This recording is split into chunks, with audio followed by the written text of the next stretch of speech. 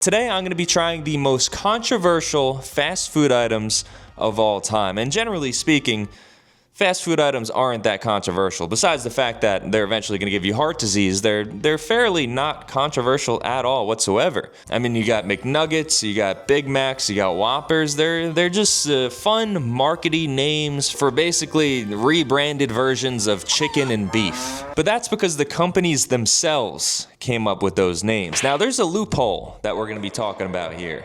And that loophole is perhaps one of the most devastating thing that's ever happened to a lot of these companies' marketing campaigns, and that's fan voting. You see, over the years, a lot of corporations, especially food companies, have tried their best to be trendy, to be cool.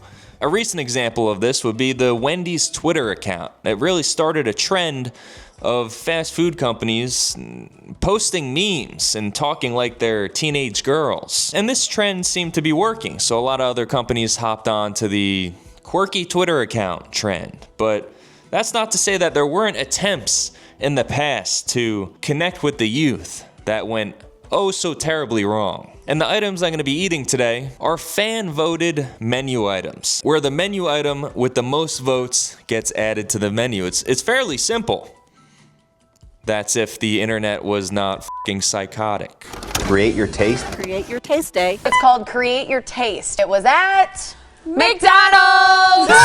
McDonald's Create Your Taste campaign. In 2016, McDonald's launched a campaign where they built a website and they allowed you to build and name your own burgers. And the ones with the most votes got pushed to the top of the leaderboard. So very quickly, as anybody with a brain can imagine, this whole operation got shut down because things got quite out of hand. But there was some screenshots of some of the monstrosities that were being created, and I got them right here. Starting with girth. 7 plain patties, no cheese, no bread, no nothing. The patties are a little bit cold because I was working, so these were sitting for a little bit. But I gotta say, looking at these, this is really low quality meat.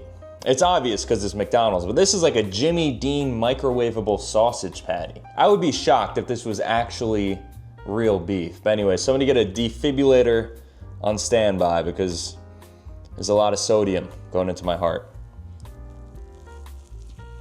If he dies, he dies. So dry, just 7 dry patties stacked on top of each other. I sincerely hope my cardiologist is not watching this. And by the way, if they added this to the menu and I'm in a crowded McDonald's and the cashier yells out girth because my order's ready, I probably wouldn't even pick it up because I'm used to hearing yours is perfect, the big ones hurt. I do see a use case for this though. I think lifters would love this. This is definitely over 100 grams of protein. I mean, just look at this. One thing I don't understand about bodybuilders though, and I love to lift weights, but I just don't get why bodybuilders eat a pound of red meat every single day. They snort pre-workout, which is basically meth. They inject hormones into their body, and then they're surprised when they have heart issues. But hey, muscles, am I right? This was a little bit over $11 because the way I had to order it was 3 McDoubles, getting rid of all the toppings, and then one of them I added an extra burger. I'm honestly surprised they got the order right, so bravo, McDonald's. Girth, I gotta give a 2 out of 10. Tastes absolutely horrible. The only upside to it is there's a ton of protein. Up next, we got Quarter Pound My Angus. What did he say? Lovely name. It's basically onions, mayonnaise, cheese, and 2 burgers. I don't know if it's because I just ate 7 plain microwaved dry patties right before eating this, but this one's pretty good. I could see this one being added to the menu. And honestly, ordering it is probably not that embarrassing because, I mean, there's people ordering caramel cookie butter lattes, and it's pretty normal. And by people, I mean me. Keep in mind, by the way, a lot of these ingredients have somewhat to do with the name of the monstrosity. So I'm assuming this mayo has some metaphorical value in the Angus in which is being pounded. Quarter Pound My Angus, I gotta give that a 6.5 out of 10. Like, I would consider ordering that.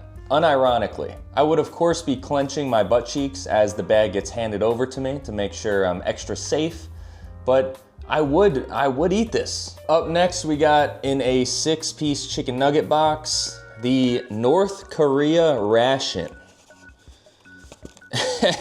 And they made it. I'm very surprised they did this. It's just like a sad clump of state-issued lettuce. Just a handful. They really actually accurately made the North Korea ration. I can't help but think there's some sort of poop particles on this because it doesn't look clean. There's like pepper on the lettuce. I don't think there's supposed to be pepper fragments. I see a little fragment of beef in here as well. Let's give it a try. Very delicious. 0 calories. Thank you so much, great leader Kim. I feel extremely full. I'm satiated. And now I have the energy to worship my statue of Supreme Leader for the next 3 hours. Maybe polish his boots. I'm not gonna lie though, America, we're in a tough situation as well, okay? I shouldn't be joking about North Korea. All right, we got people drone dashing pup cups of protein from Chipotle so they can not have a dip in productivity.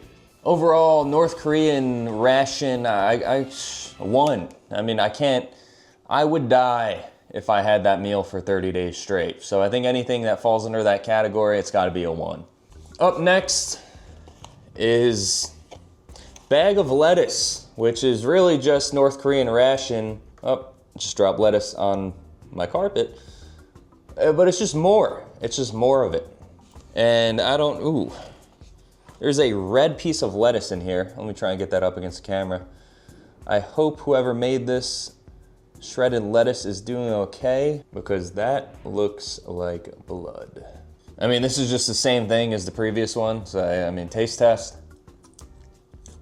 Lettuce, 1 out of 10. So this was actually built leaf by North Korean culinary students using their rations.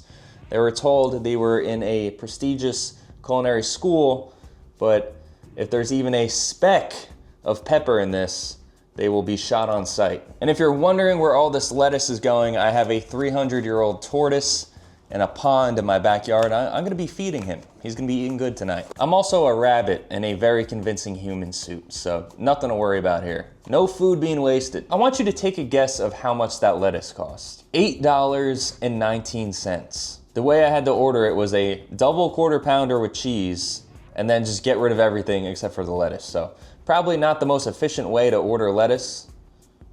Maybe I could have even done it a different way, but that's how I did it. Up next, we have the Nihilist, which it's a napkin. The thing about the Nihilist, well, it understands my existential dread, which is great. But the main thing about the Nihilist is people would be ordering this. You know for a fact, if this was on the McDonald's menu, I mean, you got Pokemon card scalpers, right? This would be a rare item and motherfuckers would be lined out the door to pick up this napkin that comes in a McDouble box. And I'm not even exaggerating, because if you got people throwing hands, literally fighting over restocks of Pokemon card vending machines, and then you got people, they created a $650 Charizard Lego statue that experts on Twitter are telling you to buy for $650, a lot of money, and they're telling you to keep it and sell it in 10 years because it'll be worth 10 grand. You know people are gonna buy the napkin. Overall, I cannot eat this napkin, so I gotta give it a 1 out of 10, but for resale value, I'll give it a 7 out of 10. And next up, we got Ron's Creamy Surprise, which I wasn't looking forward to this one. It's just absolutely diabolical. I think this is 17, it's at least 17 packets of mayo, which is 17 too many.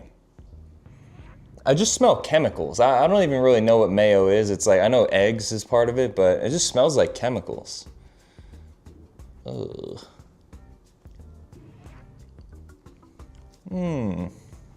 Very good.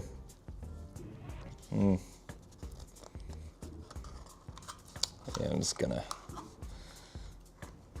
put that down. Around me are familiar faces, worn out Ron's Creamy Surprise is very heavy, by the way. It feels like it's like 2 pounds in my hand.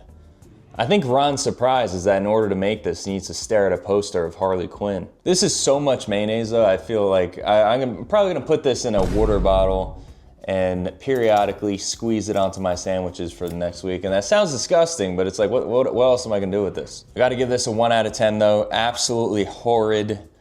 If you hate somebody, maybe order Ron's Creamy Surprise, get it delivered to their house, because this is gag-worthy stuff. Like, I don't gag often, but this is really bringing me to the brink.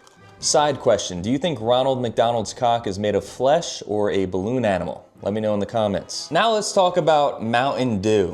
What does that really look like? Liquid sunshine? There you go. Mountain Dew held a promotion called Dub the Dew, which was a promotion that allowed fans to name a new green apple flavored drink to be distributed at Villa Italian kitchen restaurants. And this promotion was later suspended due to an attack on the website, aka people voting. This took place in 2012, so this was quite a long time ago, but it forever got etched into history because of this graphic right here. Here is the Dub the Dew top 10 leaderboard. The first one, I don't know if I could say this, but Man with Mustache did nothing wrong. I'm sure you could read between the lines there. Number 2 was Gushing Granny. Number 3 was Fapple. Number 4, Diabetes. Number 5, Gushin' Granny without a G. Number 6, Granny's Squirt. Number 7, Gushing Grannies. Number 8, Gooshing Granny. Number 9, Fabulous Apple. And number 10, Gushing Green Granny. So although Man with Mustache did nothing wrong, I think the real winner is Gushing Granny, because 6 of the top 10 entries are just Gushing Granny spelt differently. Now, I don't really know why the entire internet collectively decided that grandmas have radioactive green pussy juice, but they did, and more power to them. Maybe grandma was getting cream pied in Chernobyl back in her day. We really don't know her backstory, so maybe it is true. In fact, if grandma, you want to take those dentures out, I'm willing to find out for myself. Anyways, to get that, I gotta take this Mountain Dew. I got some green apple Gatorade over there. I'm gonna mix it together, and we're gonna try some Granny Squirt together. All right, I mixed it together, and I got some Mountain Dew on my hand, and it felt like battery acid, so I'm really not excited to try this. And I don't know how anybody drinks this, but I know a lot of people like it. Grandma must have had a lot of pineapple in her diet, because this is sweet. It's damn near delicious. And for those of you who don't know the history of Mountain Dew, this was just made as a mixer for alcohol. The whiskey they were drinking needed a mixer, and this is what they came up with. Mountain Dew is, I think it's slang or something for moonshine in Scottish or Irish historic speak. And in 2022, Mountain Dew went back to its roots, and they made a alcohol-infused Mountain Dew. And the reason I bring this up is because I live in Texas, and very close by in San Antonio, Texas, there was a teacher who was more specifically a special ed teacher, accidentally gave the alcohol-infused Mountain Dew to her class. And she had a bunch of special ed kids just turn off of some alcohol-infused Mountain Dew. So I guess PSA, if you're a special ed teacher, make sure it's just regular Mountain Dew before you're tossing these out to the boys. Let's talk about some non-food related voting disasters. Like the time when Taylor Swift held a contest asking where she should perform next, and people voted for a school for the deaf, which that's pretty great, but she didn't perform there, of course. She instead donated money as a cop-out, which a lot of people are like, oh yeah, she did the right thing, she donated money. No, you gotta perform there. Which, why would you cancel that? You wouldn't even have to sing. You just lip sync the entire time. You wouldn't even have to bring audio equipment. It would be the easiest gig ever. I think probably the issue is if quite frankly, if you're performing at a deaf concert, you got to have some ass. You got to be throwing ass around on stage. And they need something to look at. They need one of their senses titillated. If they're not hearing what's going on, you got to get a BBL. Get some new titties BBL. I think that's probably why she backed out. I think she subconsciously knew this. Or maybe Taylor Swift just hates disabled people. In a very similar instance, Walmart ran a contest letting people vote for where Pitbull should perform next, and they sent him to Kodiak, Alaska, the most remote Walmart in the entire world. And Pitbull actually went to Alaska, so bravo Pitbull. Actually, from that action alone, I don't know much about the guy, but he seems real as for that. Because Pitbull's located in Miami, so that's gotta be like a 15-hour flight. The dude probably doesn't even own a winter coat. He's never seen a moose in his life. Yet he goes over to Alaska because that's what the vote told him to do. So he seems like a sweet guy. It's a shame that God had to take away his hair, but I think he had to. Because Mr. Worldwide, you put a nice mane on that guy, he would be the Galactic Emperor. I think it's probably a good thing he didn't have hair. EA Sports, it's in the game. Madden NFL. Another instance of this is in 2010 when Michael Vick, the former quarterback of the Falcons and the Eagles, notorious for running dogfighting rings, he became somewhat of a meme within the NFL for, quite frankly, how garbage of a human being he is. And for that exact reason, fans voted him onto the cover of the Madden NFL video game. This was right when Michael Vick got out of prison, so he was kind of topical. So EA had to actually stop the voting because he was in first place, and they had to rechange the voting system. Which I think is a little bit of an overreaction, I'm gonna be honest. I think Michael Vick's a terrible guy, but O.J. Simpson killed his wife. And he's still, from what I understand, he's still in the Madden games. He's still on the team of legends. They make throwback legends teams, and you got a murderer there, but you can't have Mike Vick on the cover. I would understand if we were talking about the cover of Nintendogs. I could see where there would be an issue there for Mike Vick to be on that cover, but Madden, I don't know, seems like a bit of overreaction. Plus, there's the Madden curse, which every person that is on a Madden cover eventually gets hurt the next year. So if you really cared about animals, you would have had them on the cover. In 2013, MIT let the internet name a robot that they made, and I'm not even gonna say anything. What do you think they named him? You're probably right. It's you leave the internet to their own devices, and this name seems to pop up pretty much every single time. In 2016, the UK government asked the public to name a $287 million research ship, and the internet chose the name Bodie McBoatface. Officials eventually chickened out, and they named the ship RSS Sir David Attenborough, which, terrible name. And they compromised by naming a submarine Bodie McBoatface to save face, dare I say, save Boatface, which is honestly just lame, because you ask the fans to vote on the name of the submarine. What do you expect? I mean, they voted Bodie McBoatface. That's about as wholesome as it gets in the grand scheme of things. And then they back out and they name they give it to another boat, a submarine. I would understand if the Challenger submarine gets remade and they're like, hey, winner of the vote names the submarine, and the winner was Explodey McExplodeface. I would get that. But this is wholesome. But I think that's all to say that every time there's some sort of fan voting option when it comes to really any type of company that's trying to make money, they don't really care, pretty obviously, what you guys want things to be called, what kind of menu items that you guys want to be on the menu, who you want to be on the cover of Madden. They don't care. They just want you to buy their shit. And the second that you do something that'll perhaps make a portion of people not want to buy your shit, well, game over. They make the rules. You could abide by those rules, and they'll switch the game on you. Because as is everything, really. It's all about money. And an illusion of choice, a great metaphor for the society that we live in today, the illusion of choice. Such a wonderful thing. Anyways, if you made it to the end, thank